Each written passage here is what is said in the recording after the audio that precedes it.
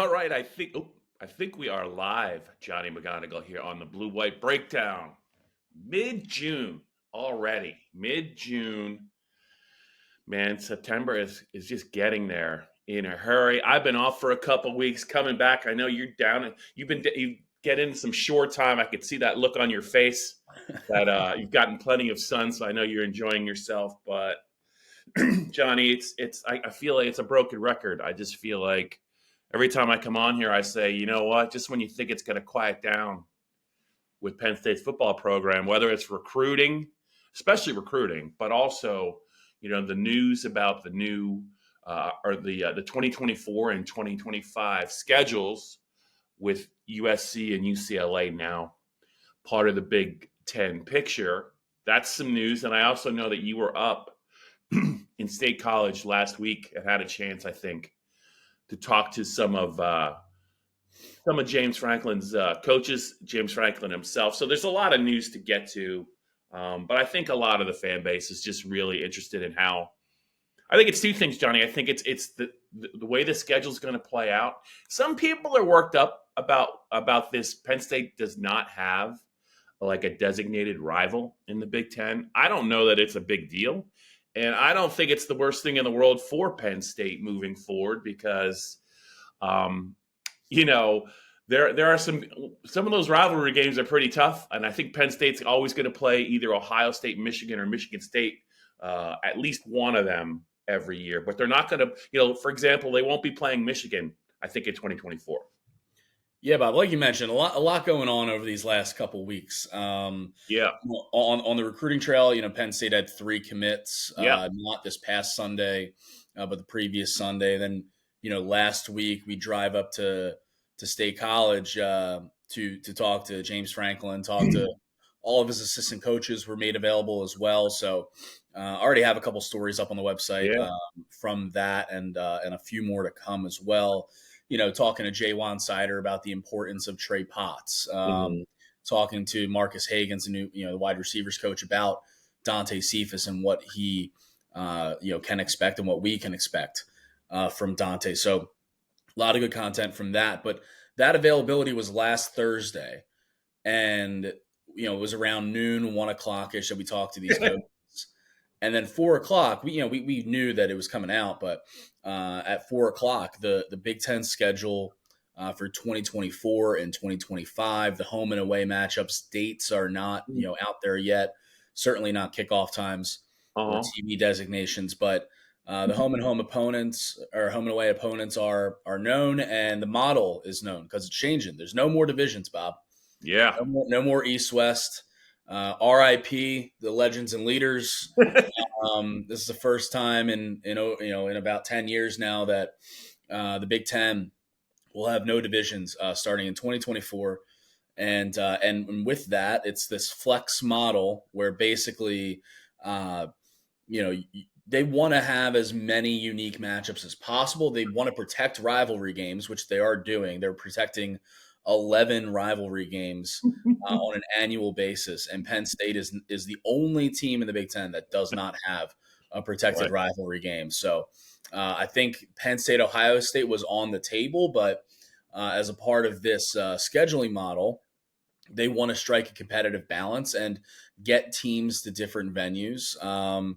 And so, look, I kind of agree with you. We can get into it a little bit more, but I don't think it's a bad thing that Penn State doesn't have a permanent rival, because if it did, it probably would have been Ohio State. And, you ask James Franklin, honestly, do you want to play Ohio State every single year? If you don't have to, I think most of us know what the answer would be. So, it's very interesting taking a look at this. And again, it's only the 2 years. They'll keep obviously updating these schedules as the years go on. But exciting stuff, because you've got USC coming to Penn State in 2024. You've got a trip out to the Coliseum in LA in 2025. Really good road schedule in 2025. So, let's get into it. Yeah, just looking at those 11, rivalry games. Johnny, I don't know about you. I had no idea that Maryland and Rutgers was such a heated rivalry, but that is a protected game. And that's a hotly contested game every year. Yeah, I'm sure. both fan bases are adamant about that game being played every year for competitive balance. I do see Iowa's got 3 protected games: Minnesota, Wisconsin, Nebraska. Ohio State just has Michigan. Michigan has Michigan State and obviously Ohio State. But yeah, it was like, boy, Maryland, Rutgers. We got to keep that. That's must see TV. So I'm glad that's going to be a protected game. As far as Penn State goes, there is some truth to it, Johnny. I mean, I never really felt like, if you ask an Ohio State fan who their big rivalry is, it's not Penn State. You ask a Michigan fan, who their big rival is, it's obviously not Penn State. They also feel very strongly about Michigan State. So, no, they've been in the Big Ten for 30 years. I think 93 was the first year for Penn State, but there really just isn't a game.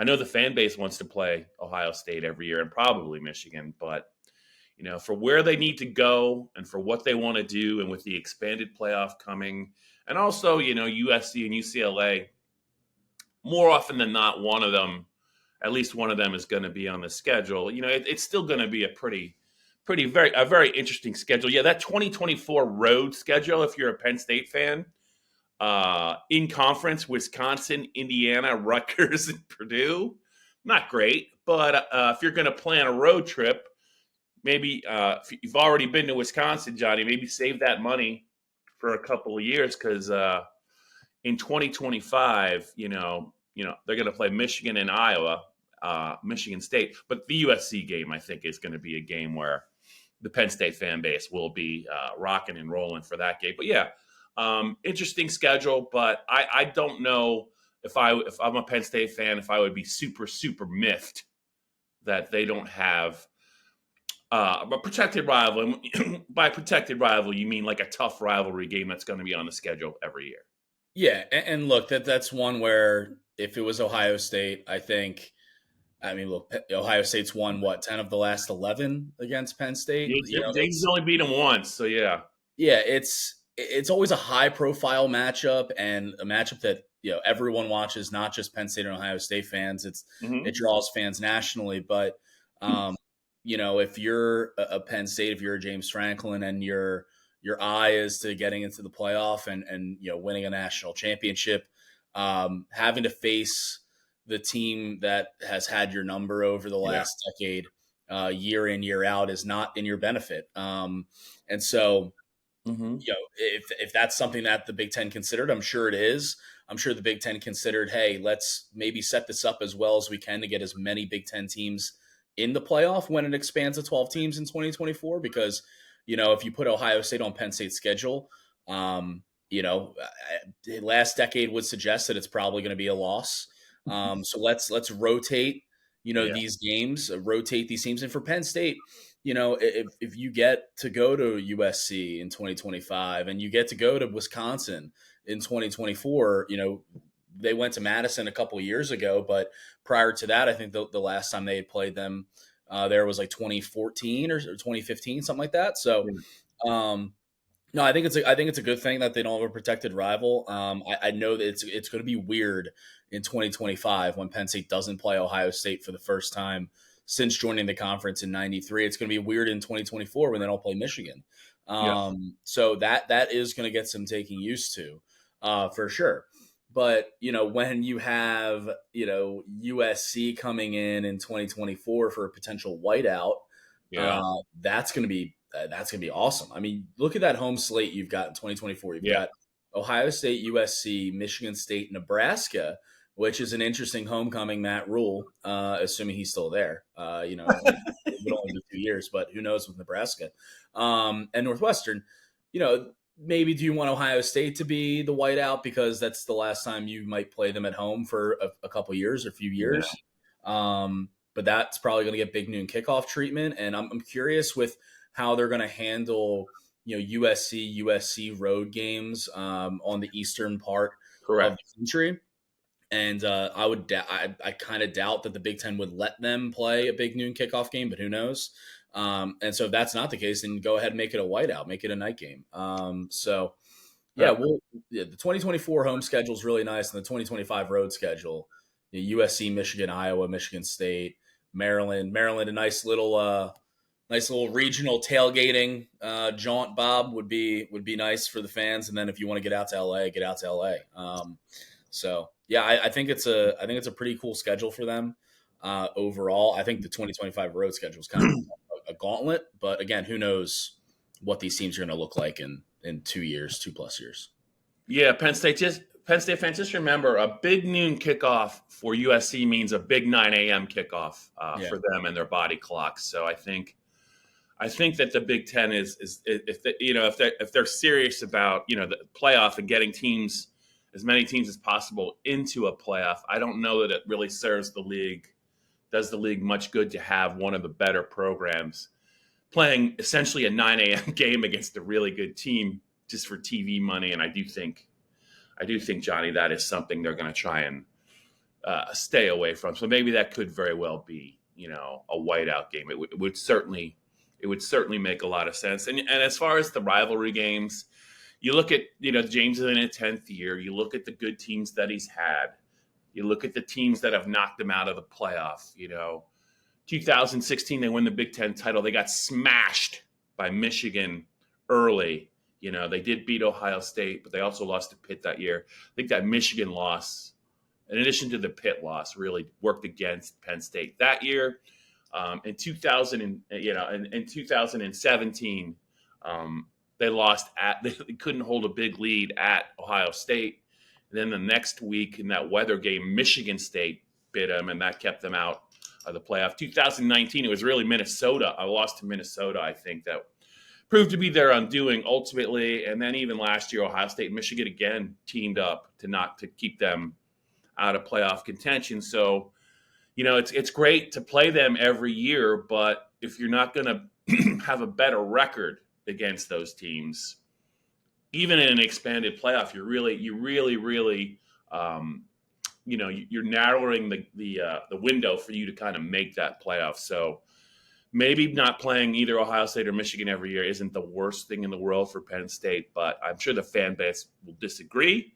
And this is going to be a pretty good Penn State team this year, where they get Michigan at home and they go to Ohio State. So kind of interesting to see how it's going to shake out. But I thought it was revealing to see what the first two schedules with USC and UCLA are going to kind of look like. We still don't know the dates, but that some of those games are very appealing. Johnny, I know you talked about recruiting, but I wanted to get your thoughts on your takeaways from just talking to some of the James Franklin and his coaches about just kind of where the team is going, at the start of summer conditioning. I think Chuck Losey was made available too, but, I think all of the 2023 freshman class is now in the fold, as are some key transfer portal additions. So what did you make of maybe what some of the coaches had to say about some of the newer faces? Yeah. Well, look, the big topic, at least right away, talking to James Franklin was, hey, have you named the starting quarterback? We haven't talked to you since. Yeah, we kind of all knew the answer. But yeah, because we're sitting there, it's like early June, and we haven't spoke to him since the blue-white game on April 15th. And so it was one of the first questions, if not the first question. And he danced around it and he didn't name a starter. Not surprising. If when they name a starter, I think they'll make a bigger deal of it than just like a middle of June random media availability at the Lash Building. But he did, James Franklin did go out of his way to, I guess didn't go out of his way because he was asked about Drew specifically. But he went for a long time, just, singing his praises, talking about the progress that he's made, the poise that he has, the cannon of an arm that he has. An arm. I mean, everything. And you're just like, okay, is he just going to like slip here and just name him the starter? He's like, screw it. Like it's time.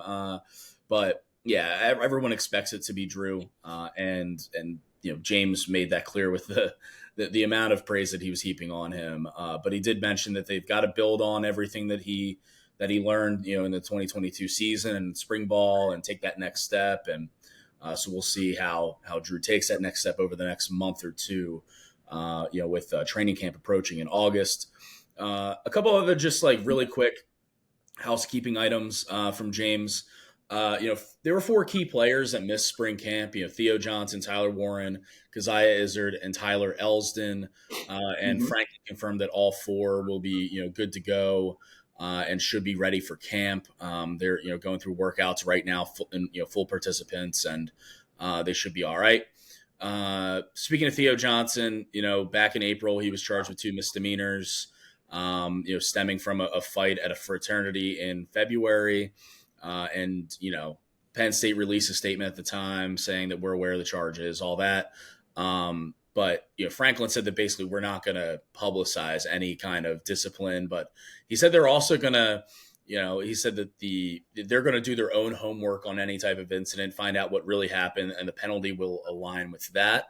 So we'll see if there's any other recognition of that or any other notice of some kind of discipline before the West Virginia game. But, we'll just have to keep an eye on that. And then also Bob Palko. Yeah. West Allegheny, Mount Lebanon. Yeah.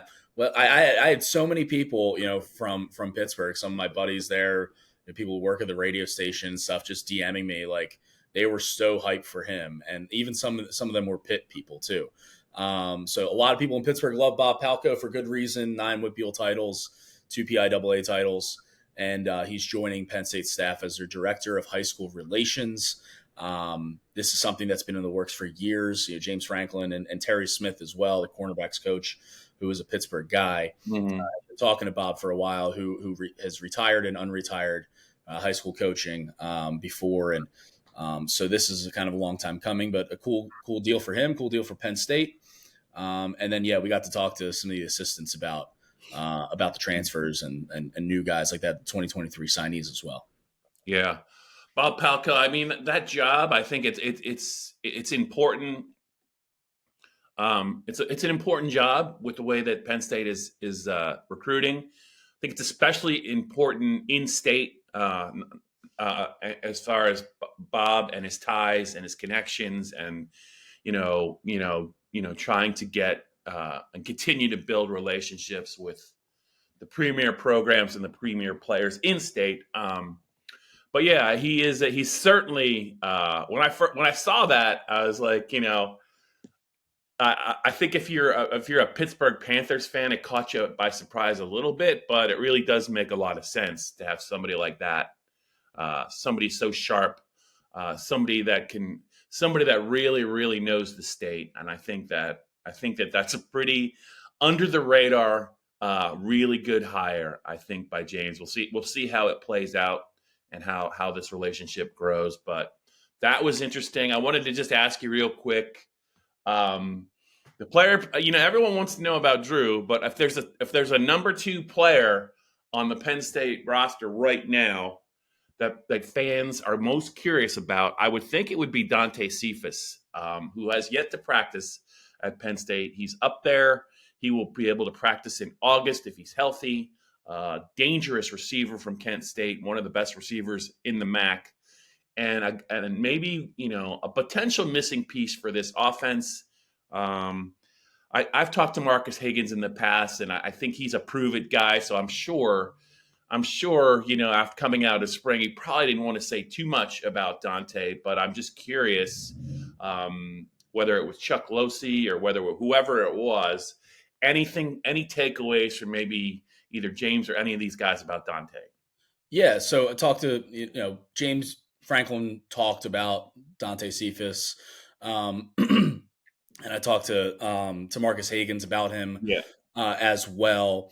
The one thing that the takeaway from Marcus is that Dante's fitting in the room already, which is a good sign. Now, granted, this is June, and these coaches aren't around their guys as much as they are during the season, during spring camp.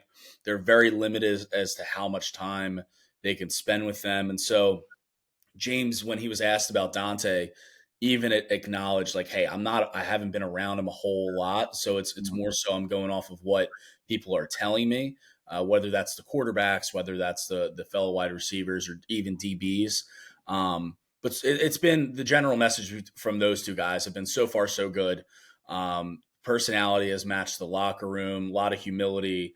Doesn't talk a lot, but has some friends already in the locker room from the Pittsburgh area. Mm-hmm. He was teammates with Daquan Hardy at Penn Hills in high school. So that has helped the adjustment so far. Now, Grant, and then Marcus said, though, like, he's going to have to prove it, right? Like, he thinks he's going to do really well, but he doesn't know what his role is going to be yet. That's going to be determined by what Dante Cephas does when he comes in.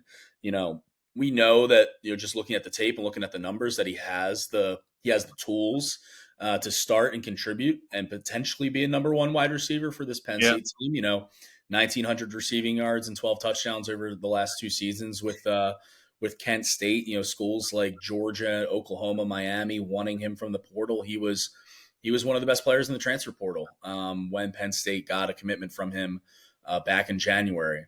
It's unfortunate that they weren't able to get him in earlier for spring ball. He stayed at Kent State to wrap up his academics there before enrolling.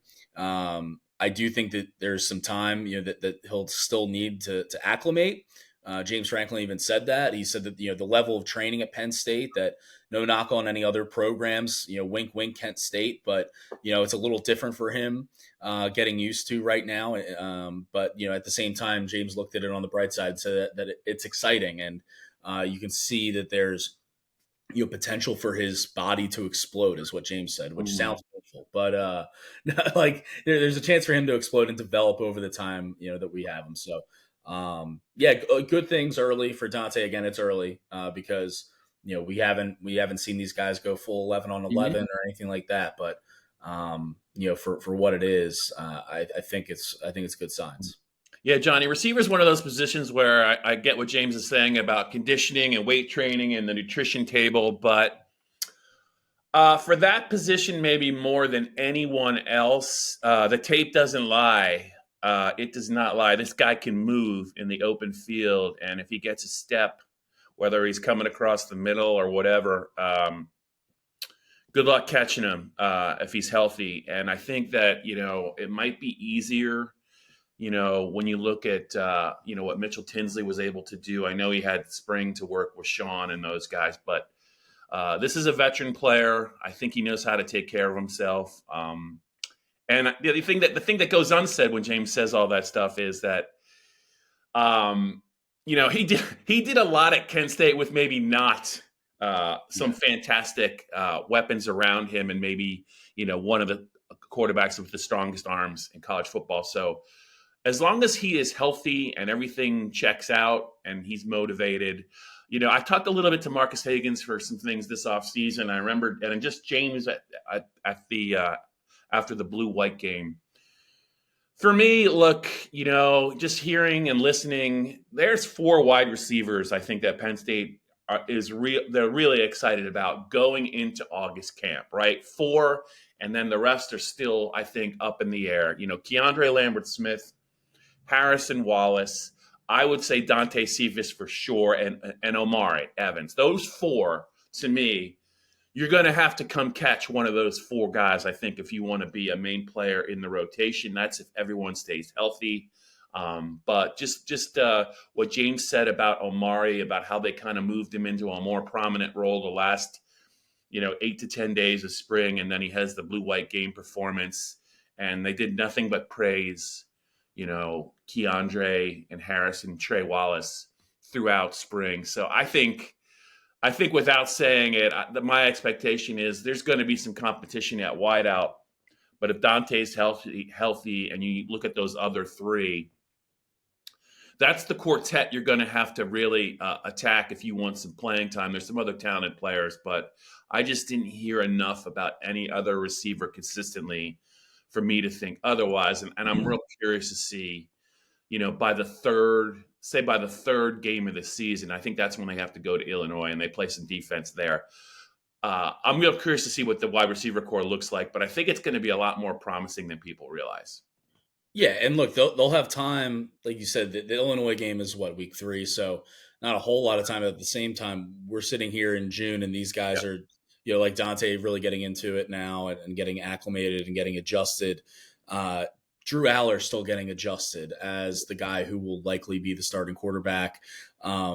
They've got a couple of months, with training camp coming up in August to really get on the same page, and not just Drew and Dante, but Harrison, Keandre, and Omari, who worked together during the spring. Some other guys that could push for playing time, like a Malik McLean, who transferred in from Florida State and spent spring ball with Penn State, but more of a raw potential guy than anything right now, but still has that potential. James Franklin mentioned Liam Clifford, and you've got Malik Mega, Caden Saunders. So we'll see if any of those guys can really step up and take the reins and try to be that fifth or sixth receiver. Either way, I think Penn State's going to be running the ball a lot, especially early in the season. When you have two horses like Nick Singleton and Katron Allen, it makes a whole hell of a lot of sense. Yeah. And when you've got a veteran like Trey Potts, transferring in from Minnesota, I think that helps your running back room overall. Jaywan Sider was, he's been thrilled with the way that Trey Potts has, come into this program, why he came to the team. He is a Williamsport native, so he wanted to come home, but at the same time, he wanted to contend for Rose Bowls and contend for a national title. He's not going to be the number one back. He's not going to be the number two back unless one of those two, Katron or Nick, go down. But Trey Potts is a veteran presence that Penn State needed. Jaywan Sider hammered that home, saying that we really needed a big brother figure in the room, and a guy who is battle tested in the Big Ten, has experience. Yeah. Because Penn State, they lucked out in a sense last year that Singleton and Katron didn't really deal with any serious injuries, missed any serious time. Kevon Lee was injured and stuff, but if they were to sustain, if one of the two top backs were to sustain an injury, and you need to, if you didn't have Trey Potts and you're looking at, two freshmen, Cam Wallace, who is an overlooked speedster, has got some juice. Jaywan was excited about him, but do you want him to have to step in? Not necessarily. London Montgomery, the Scranton Prep 4-star, is still working back, still recovering from the ACL injury that forced him to miss his senior season. So the addition of Trey Potts from a leadership standpoint, from an on-field standpoint, is really big too. So those were two of the biggest transfers, and I'll be writing later this week ahead of some PTO, Bob, ahead of Florida. But I'll be writing about Davian Collins, the transfer from Mississippi State, and Alonzo Ford, the transfer from Old Dominion, as well. And those guys were talked about quite a bit by the coaching staff last week. All right, we'll get to some recruiting, I think, on another blue-white breakdown. We're almost approaching the 30-minute mark, talking about Penn State's program, kind of where it is in June. It's we're inside of 100 days before the season opener. We've got some news on future schedules. Got to hear from James. Drew Allar has still not been named starting quarterback, even though it might be maybe one of the worst kept secrets in Penn State history. We'll see. He's still got to stay healthy, and I know they like Bo Prabula, but we'll let James take his time, and hopefully, I think we're going to know at some point in mid to late August, but he still does need to get better. So we'll see. But Johnny, I know you have some PTO coming up, but good chatting with you. Get some lotion on that skin, young man. You said it's a tan, but I'm looking at you right now. It looks a little bit more red than tan, but I'm going to take your word for it because you're a veteran shore guy. But that's it for this blue-white breakdown. We'll be back to talk more Penn State football a little bit later in this month.